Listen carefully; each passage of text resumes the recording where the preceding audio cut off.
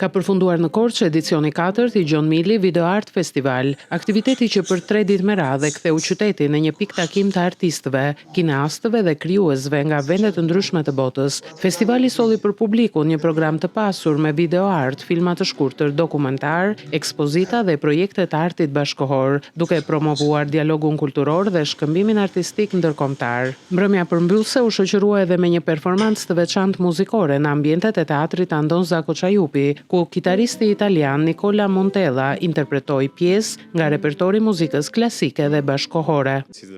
Është hera e parë që vi këtu në Shqipëri dhe jam shumë i lumtur që po jap këtë koncert në Korçë. Qyteti është shumë i bukur. Më thanë se Korçën e quajnë Paris i vogël dhe jam shumë i lumtur që interpretoj edhe një vepër franceze romantike të shkruar në nder të Parisit dhe të Korçës. Pash gjithashtu se në qendër të qytetit ka një skulpturë kitare, gjë që është shumë e bukur. Më pëlqen shumë atmosfera këtu. Tema e koncertit është dashuria. Do të nisi me një kompozitor francez, më pas do të interpretoj një pjesë nga Schubert dhe do ta mbyll me disa pjesë spanjolle.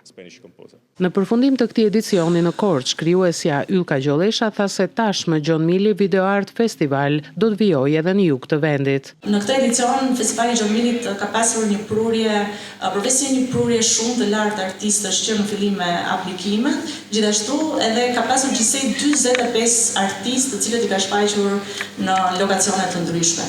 Festivali vazhdon edhe më tej, sepse ne do të jemi javën që vjen në Himar, eksaktësisht në fshatin Ndërmi.